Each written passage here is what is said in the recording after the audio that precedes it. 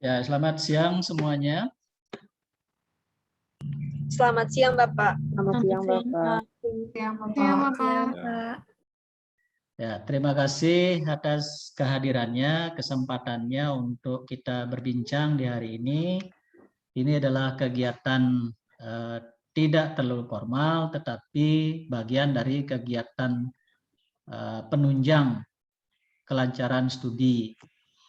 Nah, ini saya inisiasi dengan melihat beberapa program studi melakukan kegiatan seperti ini, orientasi penyusunan tesis, sehingga saya harapkan nanti ada motivasi tinggi dari saudara semua untuk segera bisa menyelesaikan tesisnya.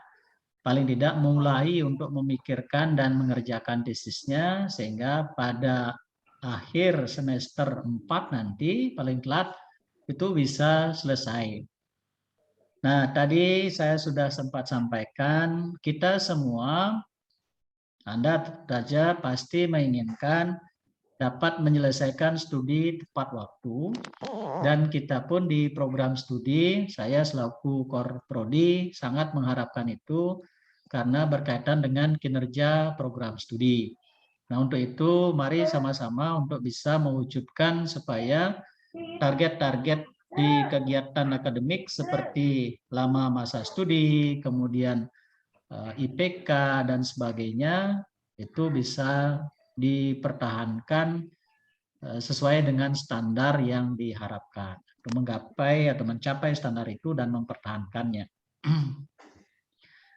Nah, pada siang hari ini saya dengan Pak Desweken akan bercerita sedikit tentang hal-hal yang berkaitan dengan penulisan tesis. Sekarang saudara sekalian sudah masuk ke semester 3, di mana di semester 3 itu ada mata kuliah seminar dan ada mata kuliah tesis. Dan ini saya harapkan karena sudah Anda menyusun KRS, itu sudah semua menyusun KRS ya? Sudah, Bapak. Ya, itu sudah direncanakan studinya dan penyusunan tesis menjadi salah satu mata kuliah yang dirancang untuk semester ini. Dan diharapkan itu bisa sudah mulai dikerjakan gitu. Kalau bisa sekaligus nanti di akhir semester 3 Anda menyelesaikan, itu angka sangat bagus gitu. Ya, kalau tidak ya semester 4 ya, kita harapkan bisa. Nah, saya akan memulai nanti pada saat diskusi dan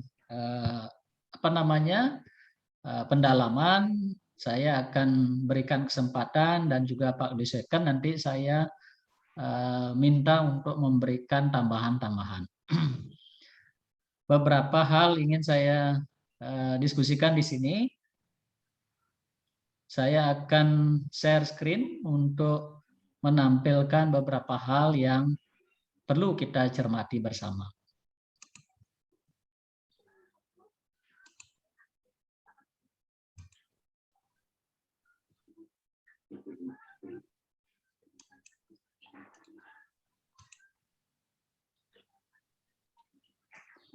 Nah, kegiatan ini saya namai orientasi penulisan tesis. Karena pada semester ini Anda mulai mempersiapkan diri untuk menyusun tesis dan bisa menyelesaikan studinya sesuai dengan harapan.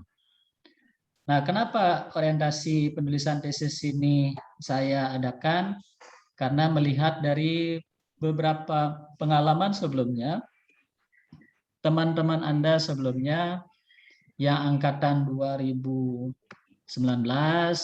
kemudian 2018, dan seterusnya, itu menunjukkan bahwa penulisan tesis tidak berjalan sesuai dengan target-targetnya. Yaitu salah satunya di pedoman studi itu targetnya 2 tahun selesai untuk menyelesaikan studi, termasuk penyusunan tesis di dalamnya.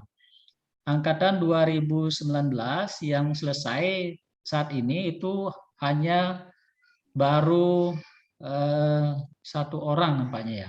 1 atau 2 orang gitu. Nah, ini cukup kecil persentasenya. Yang sebelumnya angkatan 2018 juga belum setengahnya selesai. Nah, ini menjadi catatan-catatan yang akan kita diskusikan. Sehingga saya identifikasi ini ada permasalahan dalam penyusunan tesisnya. Nah, di situ saya identifikasi ada masalah gitu. Nah, kenapa kita diskusikan ini? Di mana letak permasalahannya? Apa masalah yang kita hadapi berkaitan dengan penyusunan tesis sampai saat ini? Yang pertama perlu dicatat bahwa tesis ini adalah suatu mata kuliah juga yang merupakan mata kuliah wajib dan harus diselesaikan, harus lulus. Jadi menyelesaikan studi itu wajib dengan menulis tesis. Dan permasalahan paling besar biasanya di sini menyelesaikan tesisnya. Sehingga untuk sampai menyelesaikan studi juga beberapa terkendala karena kendala penyelesaian tesis. Kemudian masalah lainnya itu waktu penulisan tesis. Nah, waktu yang digunakan untuk menyelesaikan tesis sampai saat ini itu cukup lama gitu. Tadi saya sudah singgung angkatan 2019, 2018 itu masih banyak yang belum menyelesaikan tesisnya, masih sedang berjalan. Dan yang perlu juga nanti dicermati bahwa dari data yang ada, ujian proposal tesis sampai dengan ujian tesis itu waktunya sangat panjang. Banyak yang bisa ujian proposal itu semester 3 atau awal semester 4. Tetapi menyelesaikannya itu menjadi terkatung-katung. Saya tidak tahu di mana permasalahan realnya. Tetapi beberapa informasi yang sempat saya dapatkan melalui menanyakannya dengan beberapa mahasiswa itu menyatakan terkendala di dalam mengelola waktu setelah selesai mengikuti perkuliahan. Tugas-tugas di sekolah dan tugas lainnya itu susah untuk diatur sehingga susah untuk berkoordinasi dengan dosen. Nah, ini berakibat waktu penulisan menjadi lama. Nah, mudah-mudahan nanti ini bisa diatasi.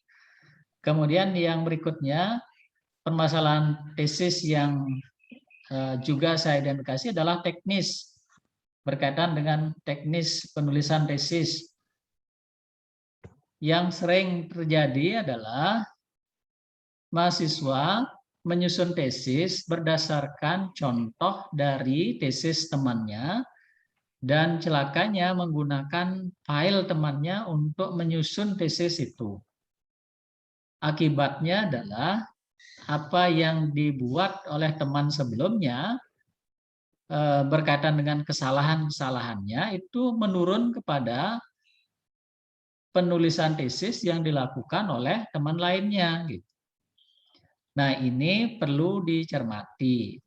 Dalam menyusun tesis itu ada aturan-aturan. Kita nanti lihat. Jadi teknis penulisan menjadi masalah juga. Jadi waktu dan teknis ini menjadi hal krusial.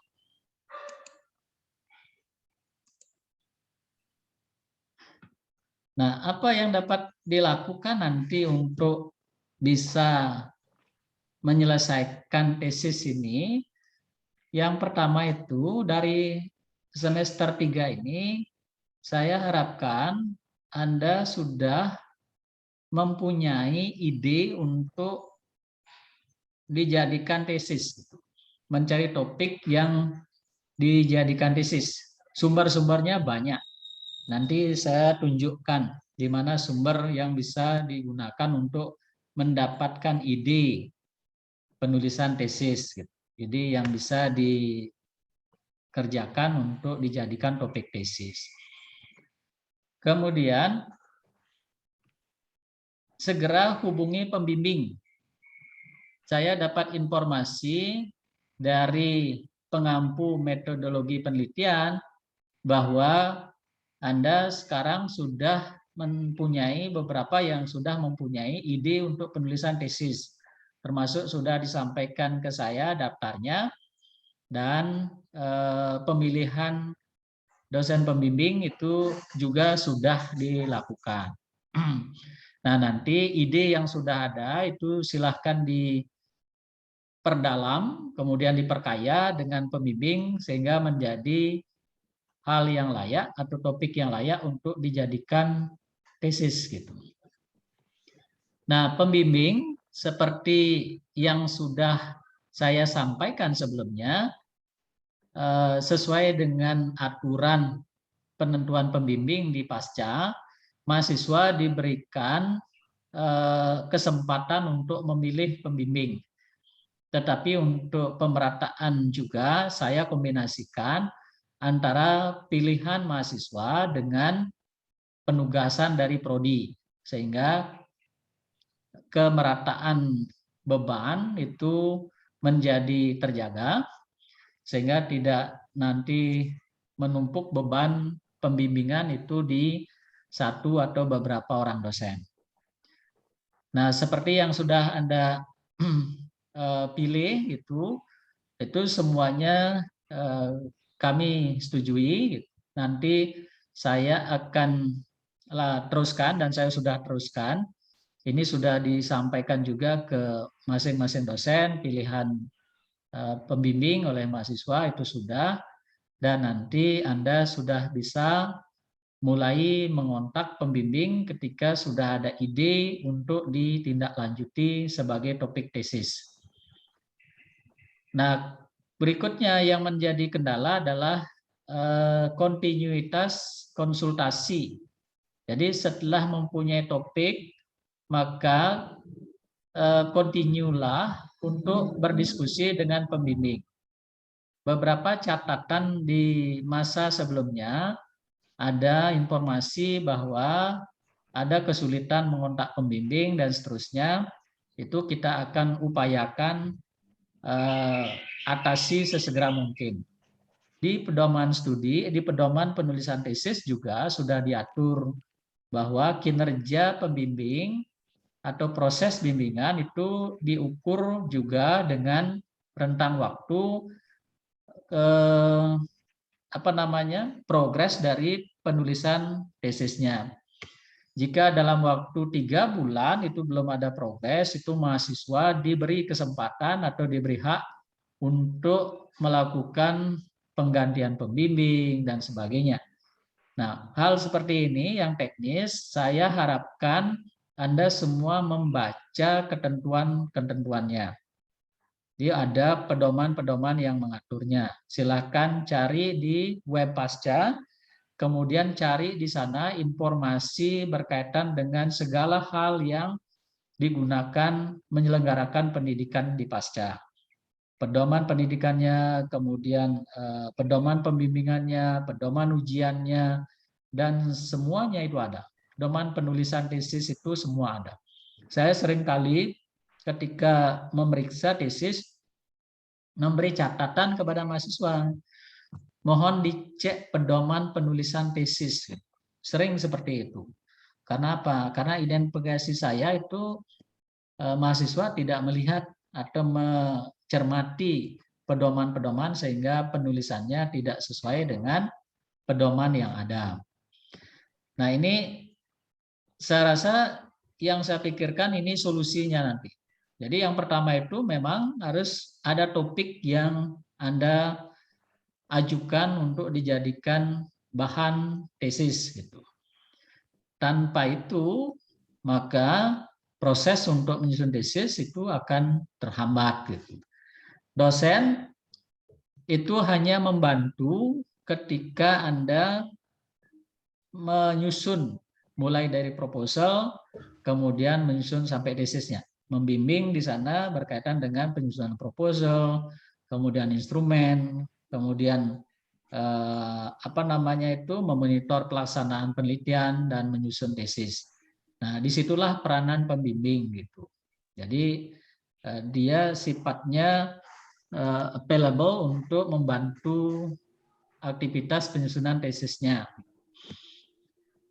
Kemudian konsultasi ini yang rutin nanti diatur sedemikian rupa, dibuat perjanjian dengan dosen-dosen pembimbing, baik pembimbing 1 maupun pembimbing 2, supaya tidak terjadi hal-hal yang tidak diinginkan.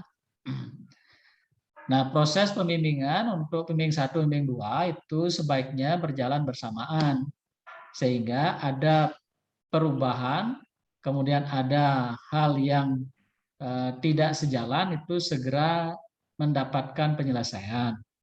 Nanti kalau beberapa kasus itu ada yang berjalan pembimbingannya pada satu pembimbing sampai selesai, kemudian pembimbing lainnya itu baru memulai, sehingga banyak hal yang bertentangan dan menjadi tidak sinkron, itu menjadi masalah. Jadi proses pembimbingan itu berjalan beriringan antara pembimbing 1 dan pembimbing 2. Nah, untuk sumber topik yang bisa dijadikan tesis, gitu, ini saya berikan 2 sumber yang banyak di dalamnya ada sumber lain. Jadi Anda bisa masuk sini nanti dan menjelajah ke dalamnya, sehingga Anda mendapatkan wawasan atau ruang lingkup yang luas gitu. Nah, untuk yang pertama silahkan cari di Sinta, ya, Ristek Brain Go ID gitu ya, Sinta Ristek Brain Go ID. Ini kalau saya klik di sini, nah ini adalah website dari Sinta Ristek Brain Go ID, yang mana di dalamnya itu ada informasi tentang jurnal-jurnal. Nah, di bagian kanan ini number of journals by Sinta score gitu ya. Ini ada kualifikasi jurnal di Sinta. Kelihatan ya, belum kelihatan. Mau sharing Wayan tuh? Sharing, enggak kelihatan ya? Kelihatan ya, enggak. Ya. Oke. Oh, kok di tiang enggak kelihatan ya? Yang lain kelihatan? Kelihatan, Bapak. Kelihatan, Bapak. Oh, kelihatan, Pak De. Enggak, linknya itu. Link PPT-nya saja. Linknya Sinta ini saja yang kelihatan, Bapak. PPT-nya saja yang kelihatan. Oh, PPT-nya. Oke. Saya share. Tadi share-nya satu window, sekarang share-nya all window lah. Oke. Share screen kalau gitu.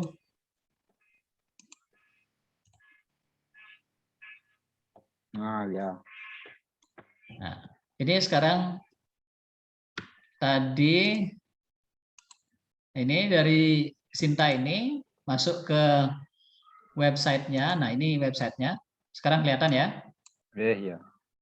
Nah, di sini di bagian kanan ini ada informasi tentang jurnal. Ini ada jurnal-jurnal di sini yang kualifikasinya dari S1 sampai S6. Nah, S1 itu kualifikasi tertinggi, S6 kualifikasi terendah. Nah, jurnal kita yang di Uniksa masih pada S5. Nah, untuk mendapatkan topik-topik yang sesuai, masuklah ke jurnal yang dituju dan lihat artikel-artikel yang ada di sana. Misalnya, kita lihat di S1. Ini S1, ini ada jurnal yang klasifikasi S1. Kemudian kita cari set di sini dengan pendidikan. Kalau tidak ada pendidikan matematika, pendidikan umum gitu dulu. Nah, karena ini terbatas. Jurnal pendidikan yang kualifikasi S1 di Indonesia itu hanya 2. Ini jurnal IPA dan jurnal pendidikan umum yang diterbitkan. Yang ini adalah Universitas Negeri Semarang, jurnal IPA-nya. Jurnal Cakrawala Pendidikan itu Universitas Negeri Yogyakarta. Nah, Anda masuk ke jurnal ini, tinggal diklik, akan dibawa ke ke alamat jurnal itu. dan Anda bisa ke website jurnalnya dari sini. Nah, ini jurnalnya, maka akan kita dibawa ke sini. Jurnal UNY ACID Indeks PHP CP. Ini berarti halaman depan jurnalnya.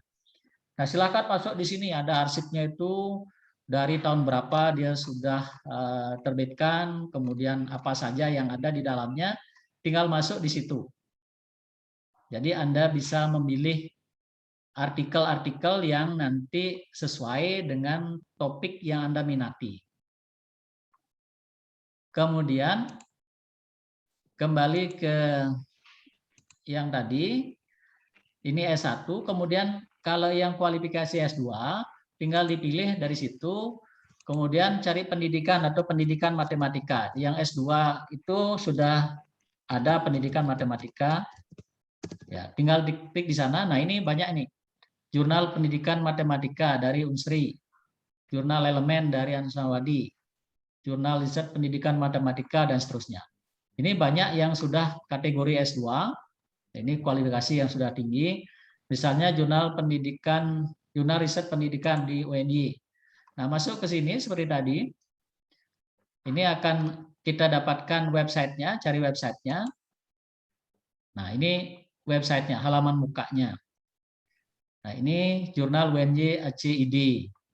Ini di sini Anda bisa masuk seperti tadi.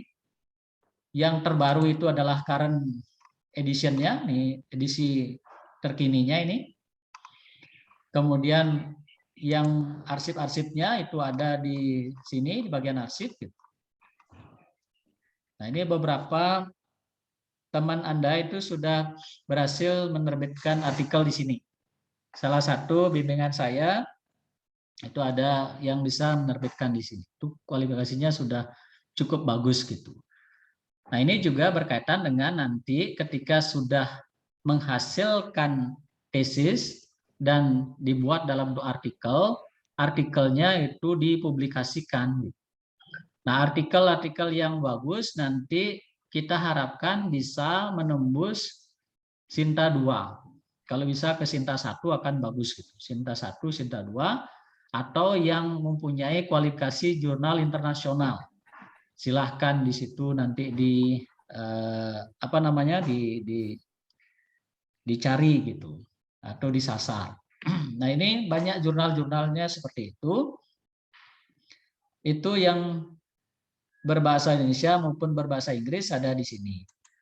Kemudian satu jurnal lagi yang lebih banyak jurnal luar itu di sini, bisa sumbernya dari Eric. Nah, kalau dilihat tadi bahwa masing-masing pengelola jurnal itu punya website sendiri.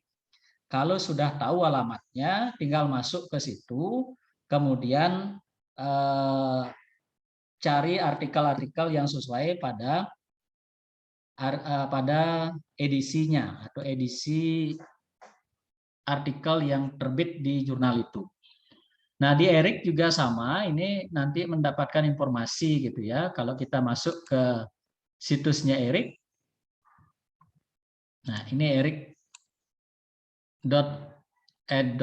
gitu ya. Ini di Amerika basis datanya.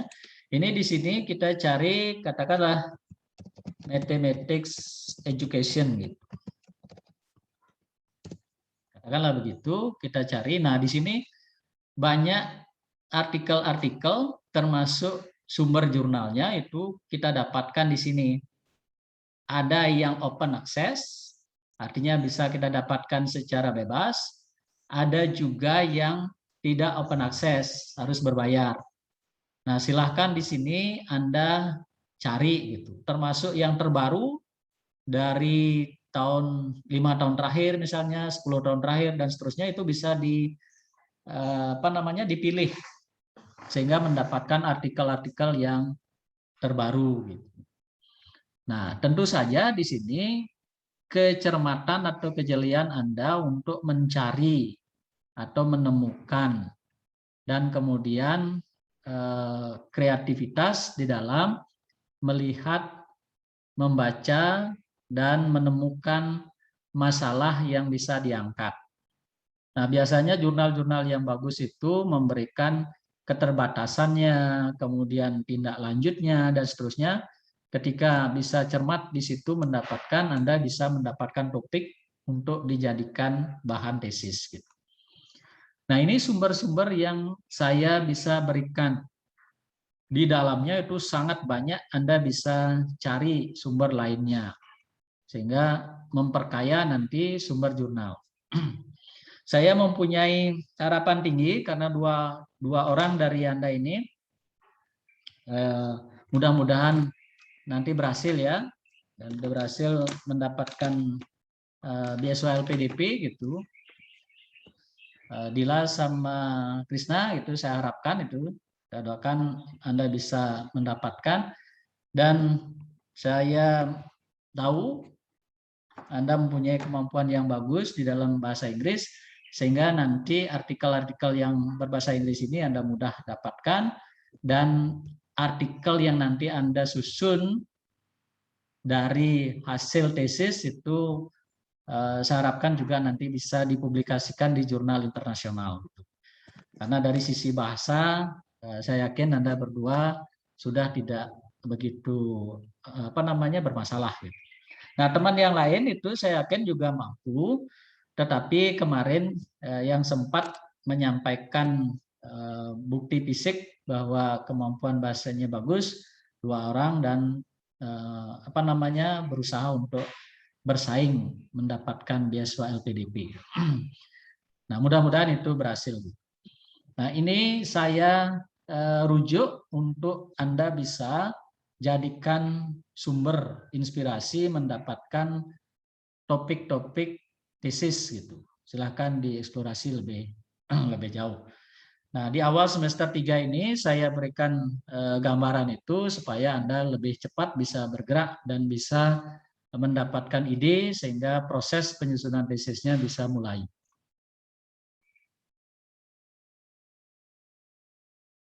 Oke, ini.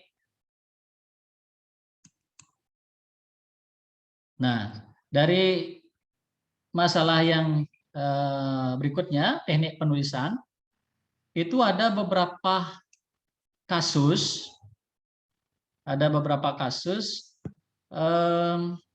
membuat atau menghasilkan tulisan dengan menggunakan aplikasi, tetapi kurang begitu bagus gitu. Dalam arti banyak fasilitas aplikasi yang bisa dimanfaatkan untuk memudahkan pengerjaan, tetapi tidak dimanfaatkan seoptimal mungkin. Gitu.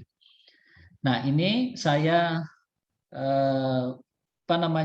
dorong Anda untuk menguasai aplikasi-aplikasi yang nanti memudahkan menyusun tesis. Aplikasi pengolah kata, misalnya Word yang kita pakai, gitu, yang sering dipakai, Microsoft Word, itu mempunyai fasilitas yang sangat beragam, yang sampai advance gitu, untuk menghasilkan suatu dokumen yang mempunyai susunan yang bagus, kemudian penyusunan format-formatnya bagus, dan sebagainya.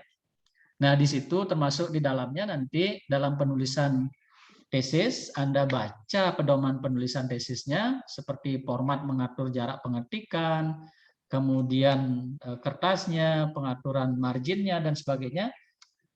Kemudian bagaimana memberi nomor halaman secara kontinu dan otomatis, pembuatan referensi, kemudian daftar isi, dan seterusnya, itu mohon dipelajari. Nah, kemarin ada mahasiswa yang menulis tesis, dia mengumpulkan ke saya itu menggunakan file PDF.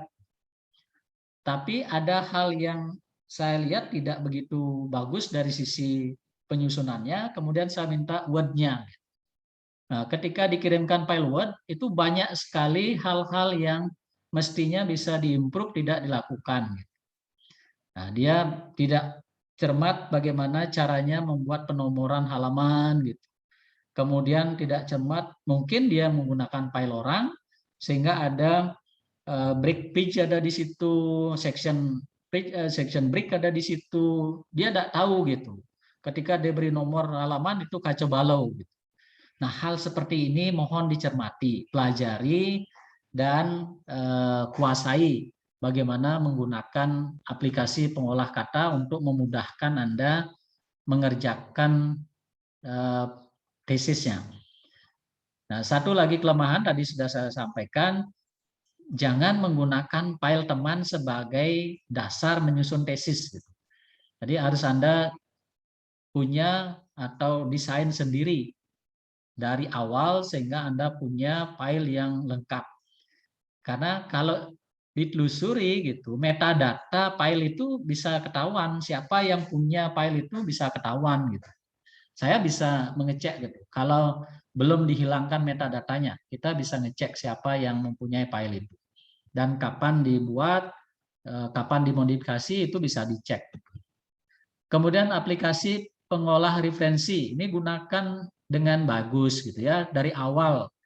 Ketika Anda memulai menyusunnya itu dari awal, maka Anda bisa menyimpan referen-referen yang Anda gunakan itu. Jadi ketika Anda sudah simpan referennya, itu akan sangat mudah untuk membuat daftar pustakanya.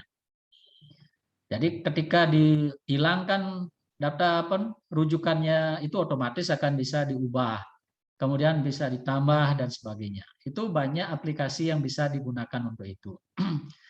Nah, ada yang profesional seperti Mendeley yang awalnya free, sekarang itu sudah mulai berbayar. Free-nya terbatas, hanya kapasitasnya dibatasi gitu.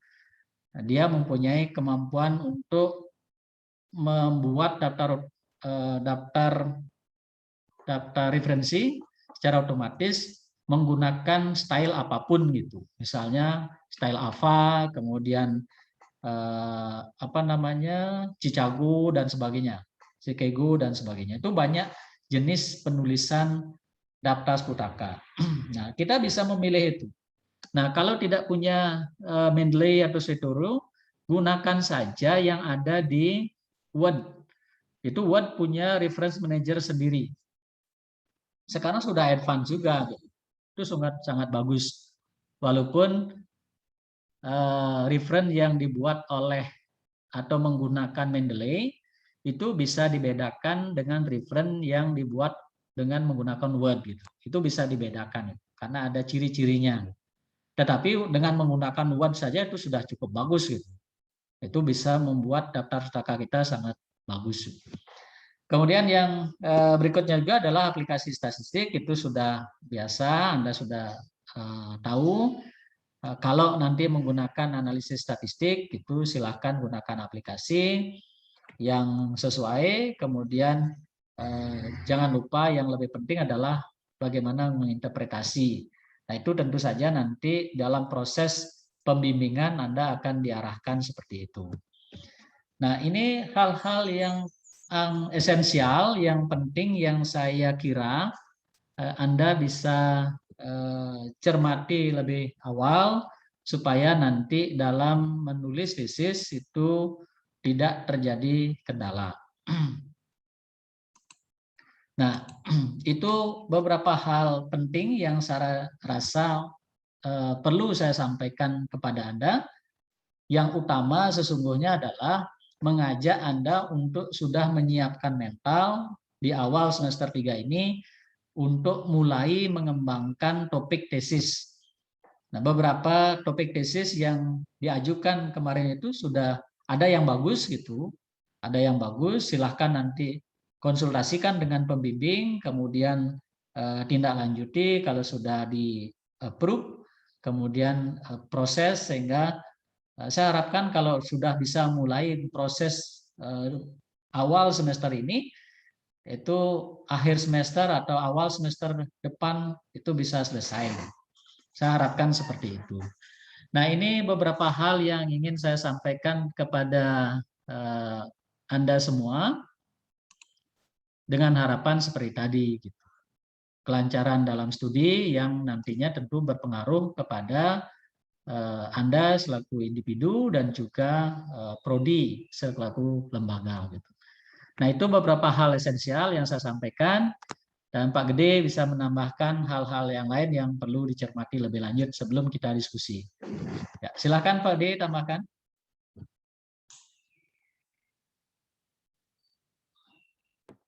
Jadi terima kasih atas waktunya. Ya sudah lengkap sekali yang disampaikan oleh Pak Wayan ya, Korprodi Anda.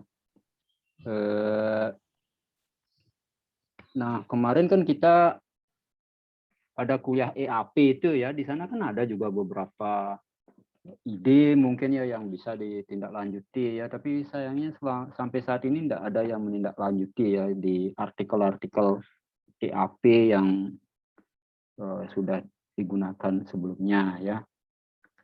Kemudian juga, nah ketika mencari ide-ide, Maaf Pak Ade, kayaknya mahasiswa 2020 udah dapat EAP Pak Ade ya? Dapat EAP kemarin ya? Dapat, Pak. Oh ya, Dapat, dapat ya. Yang 2021 yang kita rancang tidak. Oh ya ya. Oke. Ya, lanjut.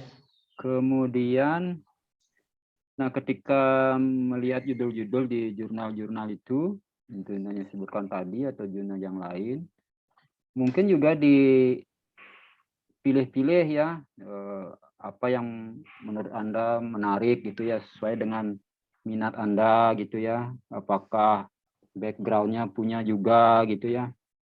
Jangan ikut-ikutan gitu ya. Misalnya rame-rame ilmu matematik gitu ya, semua ilmu matematik ya. Coba dibaca di situ tuh, di jurnal itu ilmu matematik itu apa ya, sehingga tidak salah kaprah gitu ya. Nanti dikira gampang, ilmu matematiknya malah susah gitu ya. Nah, kemudian sumber judul yang lain juga mungkin kalau dibaca di buku-buku penelitian kan ada yang pernyataan seorang otoritas misalnya ya, bisa juga dijadikan sumber ide ya. Misalnya Pak Nadiem selalu bilang coding gitu ya, kenapa Anda tidak telusuri lebih lanjut gitu bagaimana coding diimplementasikan dalam pembelajaran matematika misalnya ya. Jadi kan ya selain di jurnal ada juga sumber-sumber ide judul tesis yang lain ya. Mungkin ya, kalau yang lainnya sudah sudah banyak disampaikan tadi oleh Pak Wayan ya. Atau mungkin saya tanya ke Pak Wayan, kalau tadi kan style penulisan itu banyak ya, misalnya style reference itu banyak juga ya, ada di Zotero, ada di Word dan lain sebagainya. Kalau di Undiksa itu pakai yang mana Pak Wayan? Mungkin bisa dikasih tahu ya, sehingga bisa dipilih yang mana yang style yang dari Word yang bisa dipakai gitu misalnya. Ya, silakan. Ya. Nah, kalau kita melihat pedoman penulisan tesis di Undiksa itu menggunakan style apa? Apa? Ya, dia menggunakan apa? American Psychological Association itu. Itu yang sudah lumrah kita pakai. Itu kalau jurnal itu ada nama penulisnya, tahun, kemudian judulnya, kemudian judul jurnal gitu kan, kemudian volume, edisinya, kemudian halaman, itu yang standar seperti itu. Nah, kalau apa yang terbaru itu beberapa memang ada tambahan. Itu style apa 7 yang sekarang yang terakhir, itu kalau ada jurnal yang tidak berbahasa Inggris gitu, judulnya ditranslate ke bahasa Inggris gitu. Kalau yang lainnya sama gitu. Misalnya jurnal berbahasa Indonesia gitu ditulis oleh seseorang bernama A gitu namanya tahun 2000 gitu atau 2020, maka penulisnya A titik tahun 2020, kemudian judulnya dalam bahasa Indonesia, kemudian kurung terjemahannya dalam bahasa Inggris, kemudian nama jurnal seperti biasa, kemudian volume, edisi, dan halaman. Itu yang apa style 7. Nah, itu nanti bisa dilihat. Yang di Word versi 2019 yang saya pakai itu masih apa 6. Apa 6, dan kita bisa sesuaikan untuk bisa mengikuti style apa 7 itu. Tinggal disesuaikan dan di mana dia ditampilkan kita bisa atur. Itu tambahannya, silahkan lanjutkan Pak. Ya silakan, cukup dari saya. Sekian. Oh, cukup. Nah, kalau sudah cukup, yang ingin saya dapatkan lebih banyak itu adalah masukan dari Anda semua. Saya buka diskusi, kita berdiskusi, sampaikan apa saja yang berkaitan dengan apa yang Anda pikirkan untuk menyongsong semester 3 dan juga khususnya penulisan tesis. Silahkan kalau ada yang mau menyampaikan permasalahan, kemudian saran, kritik, dan sebagainya.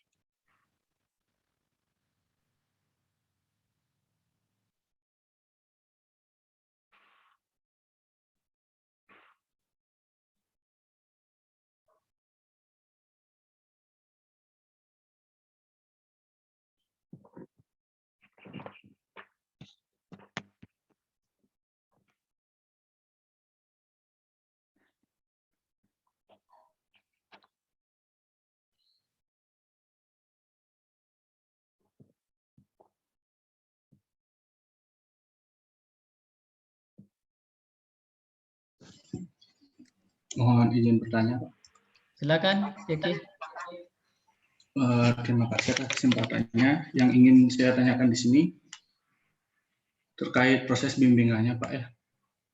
Yang saya ingin tanyakan, apakah kita bimbingan di Denpasar atau di Singaraja atau melalui online?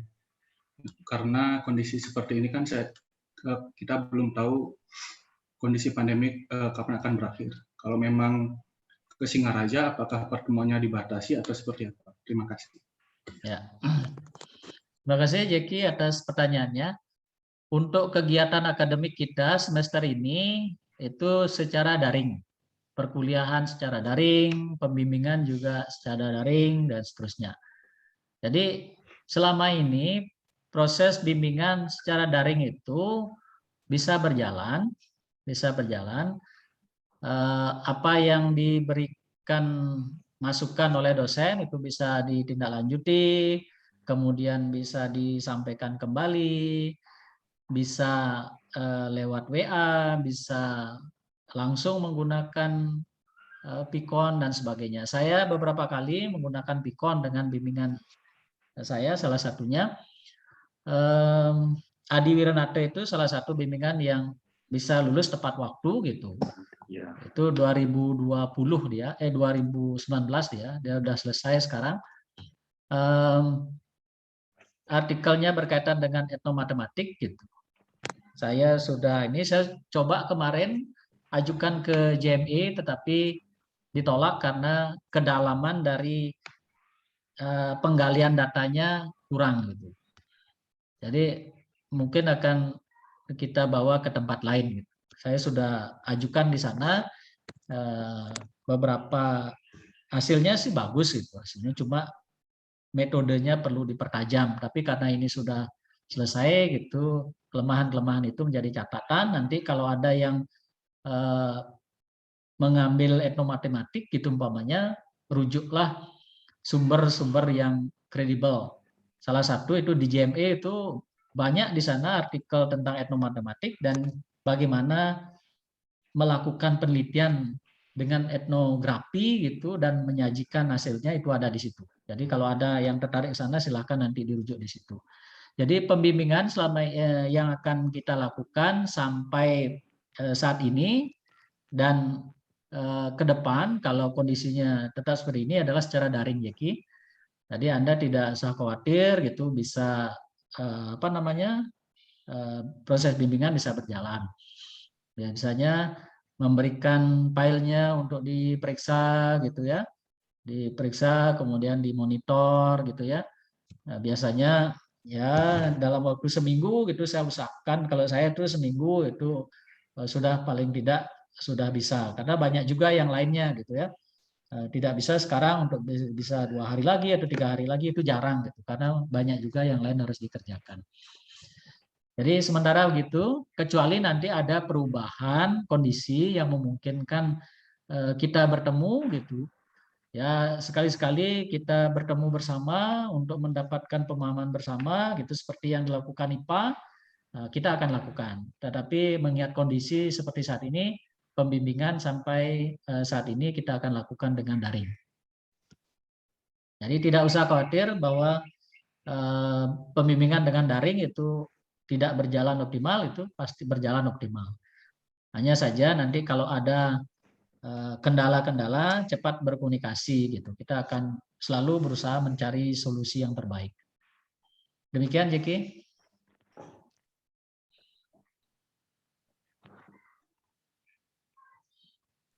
Ya, terima kasih. Mungkin saya tambahi ya. Ya, Pak De, silakan. Siapa namanya? Jeki Lesmana. Adi Wirenate itu ya, dia tepat waktu. Karena saya pikir dia mengerjakan sesuatu yang dia betul-betul pahami itu ya. Jadi tidak ikut-ikutan teman gitu ya, nyari judul yang ikut-ikutan teman gitu ya. Jadi dia ngurusin seruling gitu kan. Jadi dia tahu persis, dia juga seniman seruling ya, pengrajin seruling juga ya. Jadi gampang jadinya dia itu. Jadi bagaimana kalau Anda mengambil ide, mengambil topik, tema penelitian yang betul-betul Anda pahami ya, sehingga tidak, jangan-jangan banyak yang macet itu karena sudah di tengah jalan dia baru sadar, oh ternyata ini susah gitu. Jadi jangan-jangan seperti itu ya, yang bermasalah teman-teman Anda yang bermasalah itu ya. Jadi dari awal pilih ide, topik, tema gitu yang benar-benar Anda passion di situ ya, benar-benar Anda pahami background-nya ya. Jadi mungkin gampang ya. Kalau saya mungkin ya, dari dulu saya kepingin kalau kombinatorik itu diajarkan di SMP itu gimana ya kira-kira. Karena itu kan benar-benar matematika yang mengajarkan berpikir ya, matematika yang benar-benar matematika itu ya. Jadi misalnya ya salah satu tapi ya mungkin Anda bisa telusuri lebih lanjut di situ ya. Kalau kombinatorik itu kan ya kelihatannya simpel-simpel sih, tapi benar-benar menuntut orang berpikir itu ya. Jadi bagaimana kalau itu dicobakan di SMP gitu, bener enggak dia kemampuan berpikir matematiknya menjadi lebih baik itu misalnya ya. Ya mungkin itu tambahannya ya. Ya. Bagus, itu ide yang bagus kalau bisa dieksplorasi apa yang sampaikan Pak Disweken tadi itu. Jadi bagaimana melakukan itu dan bagaimana nanti menuliskannya, Anda bisa baca-baca reference gitu. Itu yang penting. Nah, ini saya membaca artikel sangat bagus gitu. Bagaimana mengajarkan limit gitu ya di siswa SMA. Itu prosesnya dia ceritakan dengan luar biasa itu, kita jadi ikut hanyut di dalamnya sehingga apa yang dia lakukan itu nampak sangat berdampak kepada siswa dan tumbuh situasi proses pembelajaran yang melibatkan siswa itu secara aktif gitu, betul-betul di situ gitu. Itu saya masih punya artikelnya, nanti kalau mau baca silahkan. Dan itu banyak artikel-artikel semacam itu. Jadi kuncinya atau intinya itu adalah lebih banyak membaca. Jadi intinya seperti itu. Tadi ada ide yang disampaikan Pak Disweken itu, mungkin bisa Anda kembangkan itu. Seperti apa ya, renungkan di situ, kemudian artikel yang sejenis dengan itu bagaimana. Nah, satu lagi yang ingin saya sampaikan juga. Dalam menuliskan rasional gitu, seringkali yang ditulis itu adalah pernyataan-pernyataan yang tanpa makna gitu. Buatlah suatu kalimat-kalimat atau paragraf-paragraf yang isinya analisis dan sintesis gitu. Jadi analisis dan sintesis hasil-hasil penelitian yang sudah dilakukan yang menjadi dasar Anda melakukan kajian pada saat itu. Jadi ada sampai halamannya 9, 10, 11 halaman itu isinya ya seperti tadi itu, kayak tempelan-tempelan itu ngambil dari pendapat ini, begini, begitu gitu. Itu banyak sekali ya, tujuan pendidikan nasional itu semua ditulis hal-hal semacam itu. Ya, untuk yang dia satu itu bisa dimaklumi masih belajar. Anda sekarang sudah level yang lebih tinggi. Jadi buatlah yang analisis sintesis. Nah, itu nanti tujuannya kaitannya sekaligus nanti Anda buat artikel gitu. Artikel itu 15 halaman, 16 halaman itu sudah padat itu. Nah, itu kalau yang lebih advance ya ada 20 lebih gitu ya. Kalau yang standar itu 15-16 halaman udah bagus itu. Nah, bagaimana kita membuat suatu rasional yang bisa dituliskan dalam 2-3 halaman saja, tetapi di sana isinya adalah padat, analisis, sintesis dari penelitian-penelitian atau rujukan-rujukan yang menguatkan mengapa kita melakukan penelitian itu. Itu yang perlu.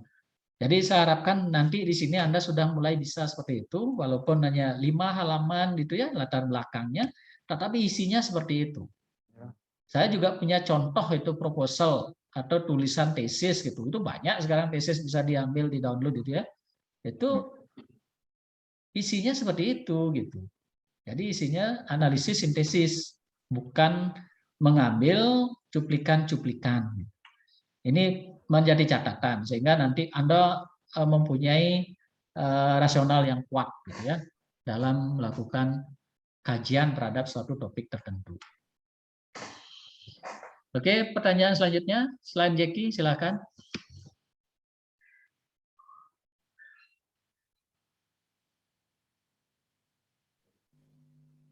Mohon izin bertanya, Pak. Silakan, Beni. Pak Beni. Yang pertama, untuk apakah mungkin ada syarat, Pak, dari pasca minimal berapa sumber rujukan dari jurnal berstandar Sinta 1 atau Sinta 2 ke kemudian misalkan apakah nanti artikelnya itu berarti dari tesisnya kami dibuatkan artikel seperti itu, Pak, untuk syarat kelulusannya atau bagaimana? Mungkin itu dulu, Pak, pertanyaan dari Tiang. Ya, terima kasih Saudara Beni atas pertanyaannya. Untuk reference itu, yang lebih penting adalah seberapa reference yang digunakan itu mampu mendukung rasional dari pengembangan topiknya. Nah, biasanya yang menjadi persyaratan ketika nanti dijadikan artikel itu publikasi 5 tahun terakhir sebagai referensinya. Jadi artikel-artikel yang terbaru. Nah, apa alasannya? Dengan menggunakan artikel terbaru, berarti topik itu masih menjadi topik yang hangat atau topik yang layak untuk diangkat. Ada juga topik itu dari tahun jauh sebelumnya itu tidak masalah, tapi dia tetap menjadi topik yang hangat gitu. Sehingga referensinya itu dari tahun-tahun lama, tetapi juga tahun-tahun terbaru. Gitu. Nah, itu yang pertama. Jadi apa namanya? Salah satu kebaruannya, gitu ya, kebaruan dari topik itu. Kemudian banyaknya. Nah, banyaknya ini memang tidak dibatasi, gitu ya, tidak ada ketentuan spesifik mengatur. Tetapi kalau dalam publikasi, gitu ya, dalam publikasi itu ada beberapa jurnal yang mempersyaratkan berapa artikelnya. Gitu. Ada yang minimal 30 artikelnya dengan lebih dari 85% merupakan artikel jurnal, bukan buku, gitu ya, jurnal. Gitu. Kemudian jurnalnya juga mempunyai terbitan 5 tahun terakhir. Gitu. Nah, jurnal seperti itu kualitasnya memang tinggi. Ya, yang saya rujuk tadi itu JME. Gitu. Saya satu punya di sana artikel, tetapi belakangan 2 kali sudah mencoba, 2 kalinya ditolak. Gitu. Sekarang sudah semakin kompetitif di sana karena dia sudah jurnal internasional Sinta Ki 2. Gitu. Nah, ini saya penasaran itu. Kemarin saya ini juga tidak berhasil. Nah, ini artinya apa? Ketika nanti Anda mulai menyusun, itu sudah memikirkan publikasinya juga dipikirkan. Jadi kalau nanti topiknya bagus dan ini bisa ke jurnal internasional, itu akan berdampak baik kepada prodi juga. Gitu. Akreditasi gitu mempertanyakan itu berapa artikelnya jurnal internasional dan sebagainya. Saya harapkan satu atau dua bisa yang seperti itu.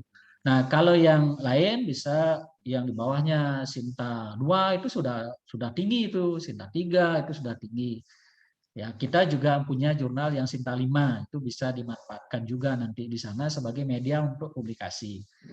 Nah, di sini intinya adalah bahwa untuk artikel atau reference gitu, gunakanlah artikel atau reference yang terbaru, minimal 5 tahun terakhir. Ya, gunakan ya minimal di antara lebih dari 30 lah. Itu supaya Anda mempunyai wawasan yang luas terhadap masalah itu. Karena itu kaitannya.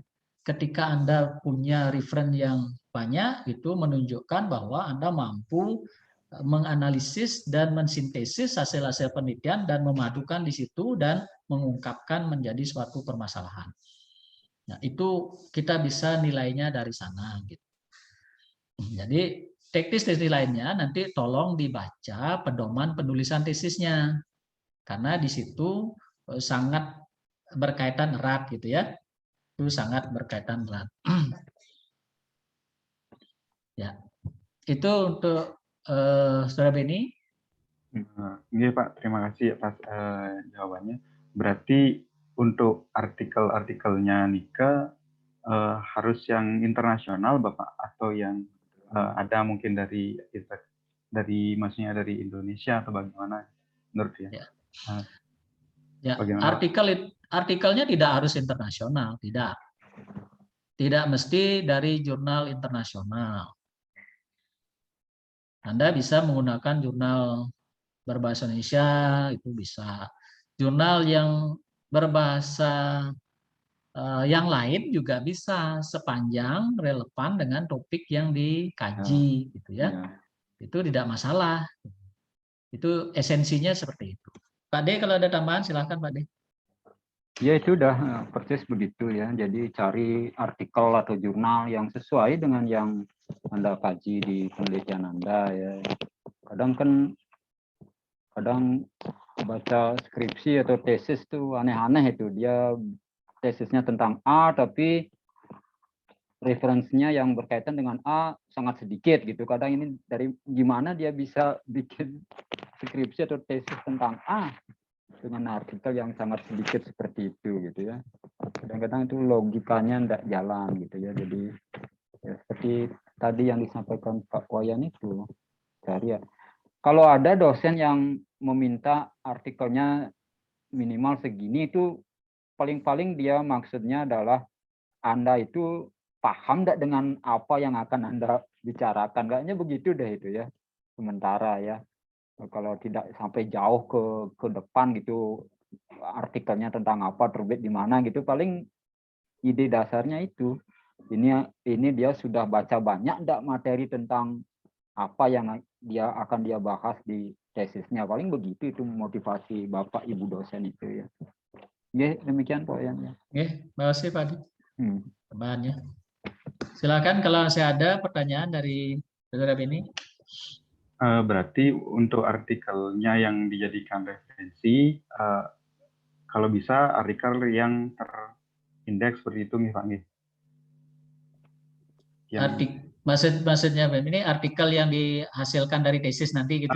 Dan Pak, artikel yang kita jadikan referensi, kalau bisa artikel yang terindeks kan Pak. Ya, akan lebih bagus gitu. Ya, carilah jurnal-jurnal yang tadi itu di Sinta itu banyak itu ya, ya Sinta 2, Sinta 3 gitu banyak di sana. Dan di sana juga ketika cari jurnal dan mengambil artikel di jurnal Sinta 2, Sinta 3, dia kan juga merujuk ke jurnal-jurnal lain gitu. Bisa ditelusuri di situ. Sehingga biasanya seperti itu, ketika kita tertarik dengan suatu topik, kita dapat jurnal, dari jurnal itu kita cari referensinya, kemudian referensi ini kita akan mendapatkan link yang saling berkait gitu. Itu untuk memperkaya. Iya Bapak, mungkin satu pertanyaan lagi dari Tiang Pak. Untuk pembimbingnya, apakah sampun fix Pak? Terutama untuk pembimbing 2 kami Pak. Ya. Mohon maaf. Ya. Pembimbingnya sudah seperti yang disajikan gitu ya. Saya tampilkan ya. Saya tampilkan dulu sebelum nanti ada Iya, Bapak. pertanyaan lain. Terima kasih.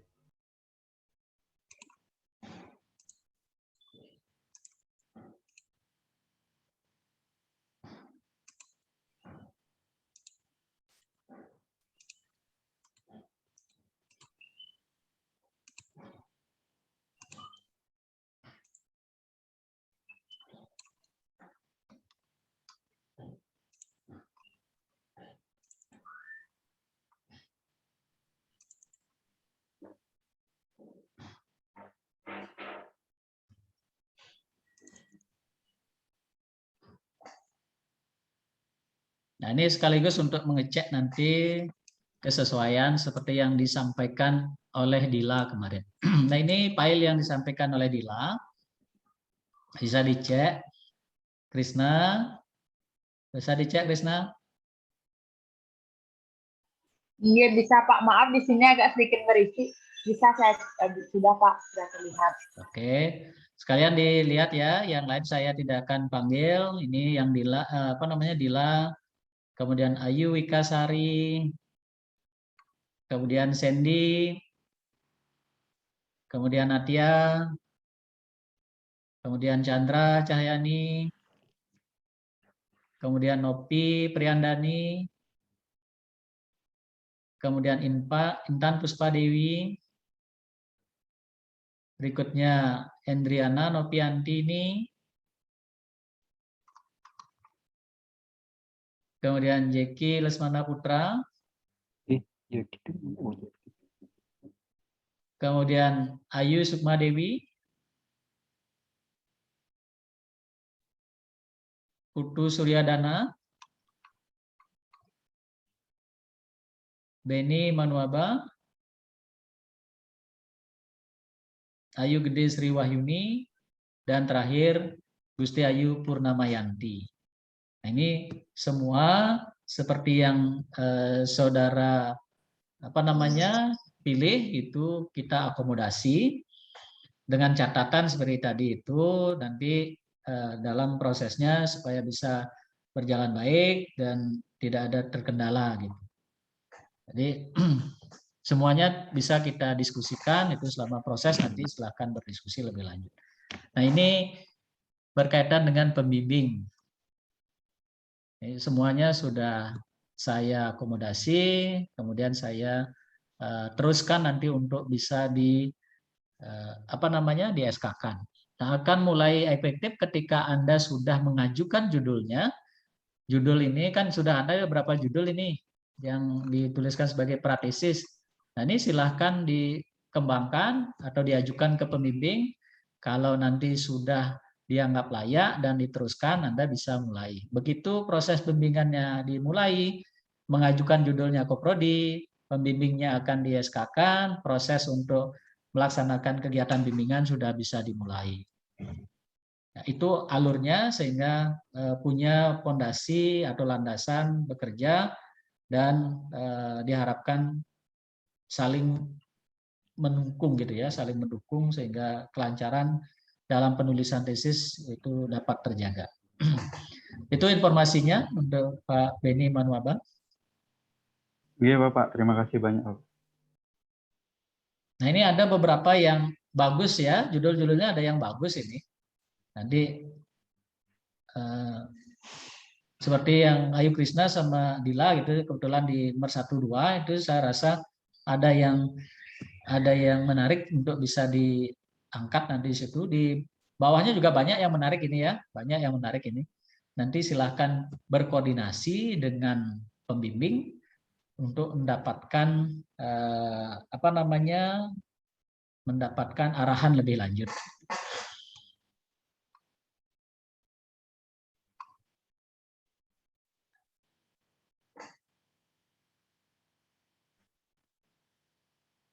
Oke, sudah semua ya. Dan ini rasanya sudah di-sharing juga filenya ke teman-teman di angkatan ini, sehingga saya yakin semuanya sudah mengetahui pilihannya dan itu diakomodasi.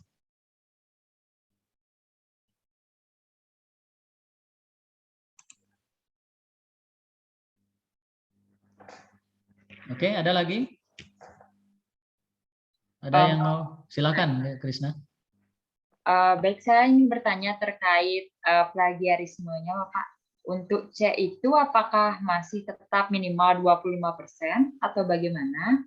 Lalu untuk sistemnya seperti apa? Apakah sebelum ujian tesis dicek dulu atau setelah ujian tesisnya gitu pada saat mau revisian itu? Ya. Mungkin dari saya, terima kasih, Bapak. Ya, terima kasih Ayu Krisna atas pertanyaannya. Tadi sebenarnya saya mau menyampaikan itu juga dari teknis permasalahan tadi, tapi kelupaan. Bagus itu disampaikan. Nah, untuk Anda ketahui semua bahwa tulisan yang dihasilkan itu diharapkan adalah karya sendiri. Nah, karya sendiri itu dalam arti bahwa ketika Anda menggunakan pendapat orang lain, itu harus memberikan atau menyatakannya gitu, atau merujuknya. Nah, seberapa banyak hasil karya yang seperti itu gitu, yang kesamaannya dengan karya lain. Nah, standarnya masih sama seperti yang sebelumnya. Untuk dia S1 kemarin 25%, itu yang S2 rasanya juga 25%. Nah, itu artinya bahwa diharapkan 3/4 minimal itu adalah karya Anda sendiri. Kemudian prosesnya, pengecekannya itu diharapkan sebelum nanti ketika sudah selesai gitu ya, sebelum wisuda itu kan sudah harus lengkap semuanya. Kita harapkan sebelum ujian itu bisa sudah dicek gitu. Paling tidak sebelum ujian tesis. Kalau ujian pra masih tidak. Ujian tesis. Kalau ujian tesis itu sudah dapat masukan-masukan dari kelayakan gitu kan. Ada yang keliru, ada yang kurang dan sebagainya. Itu sudah diperbaiki di kelayakan ketika dianggap layak. Nah, di situ kalau diharapkan sih sudah bisa di sana uji similarity-nya gitu. Sehingga ketika ujian tesisnya selesai, tidak ada banyak perubahan, Anda sudah mempunyai kelengkapan unsur-unsur yang dipersyaratkan untuk menyelesaikan studi itu. Jadi prosesnya di situ.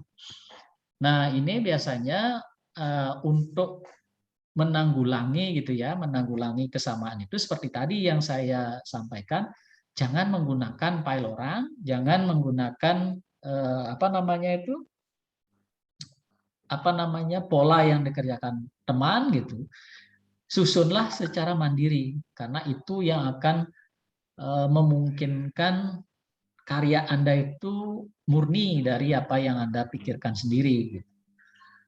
Jadi tanpa melihat yang lainnya. Ketika Anda baca itu, itulah tujuannya tadi, sintesis analisis gitu. Anda nanti membuat dengan kata sendiri apa yang Anda temukan dari membaca ini, kemudian Anda buat catatannya, nanti disusun dengan kata sendiri, dengan menggunakan bahasa Indonesia yang baik, itu akan mengurangi similarity-nya. Gitu.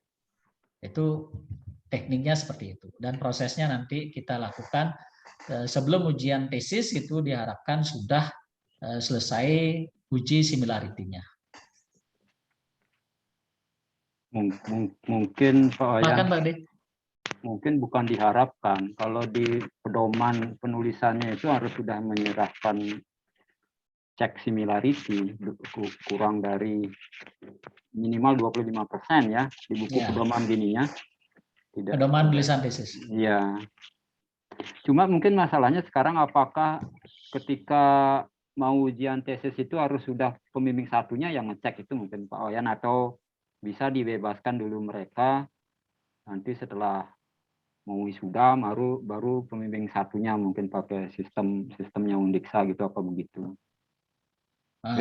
Nah itu teknisnya nanti gitu ya, karena memang selama ini kan yang diminta atau yang diharapkan itu kan pembimbing satu gitu, dan itu formalnya memang harus masuk ke SIAK gitu, di CING.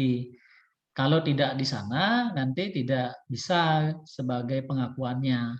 Ya. Jadi by system dia soalnya itu.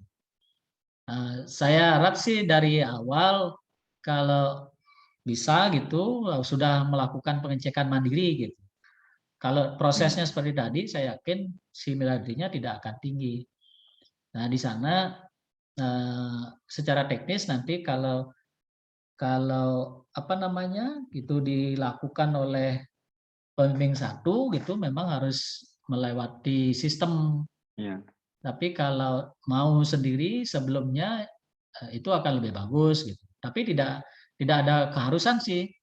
Yang diharuskan adalah nanti bahwa similarity dicek by system melalui CING oleh pembimbing satu gitu. Itu yang diakui. Nah, nanti dalam pelaksanaannya kita bisa kombinasikan itu. Kalau Anda bisa melakukan itu sebelumnya akan lebih bagus. Sehingga tidak menyulitkan nanti di langkah terakhir. Itu tambahannya untuk Krisna Aprianti. Terima kasih Bapak atas jawabannya.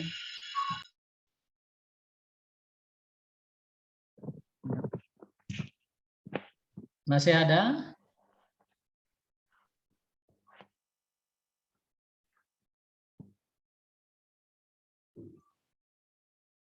Oke.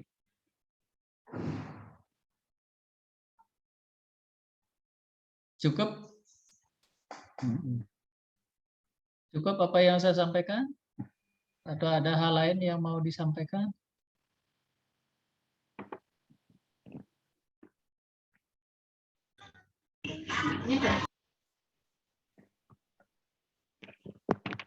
Pak Gede ada tambahan lagi Pak De? Kan nggak cukup nih. Enggak.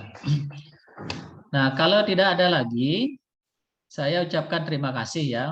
Pertemuan hari ini akan kita akhiri.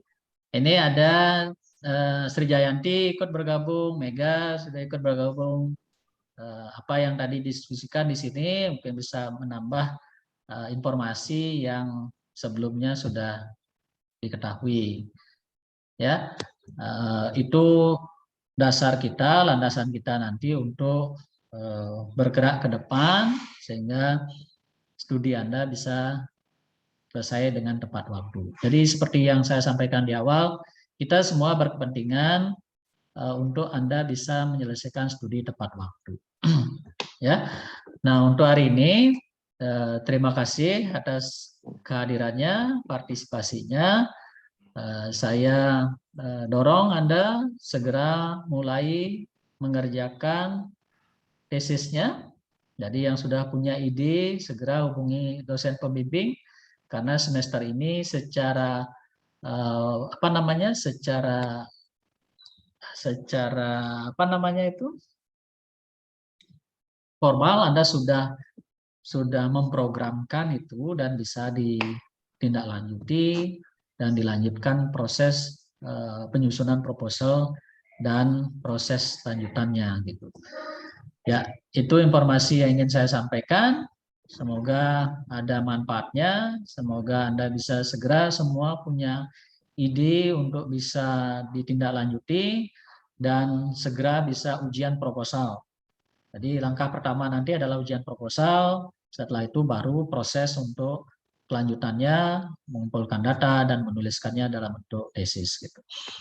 Oke, kita akan tutup pertemuan hari ini. Nanti saya akan sampaikan jadwal perkuliahan juga gitu ya. Kuliahnya sudah bisa memulai, minggu depan itu sudah efektif dan kita akan ubah karena ini daring, tidak lagi pertemuannya 2 minggu sekali. Pertemuannya seminggu sekali sehingga Anda bisa mempunyai waktu yang lebih apa namanya? lebih intens gitu ya untuk berdiskusi dengan teman-teman, dengan para dosen, dan seterusnya.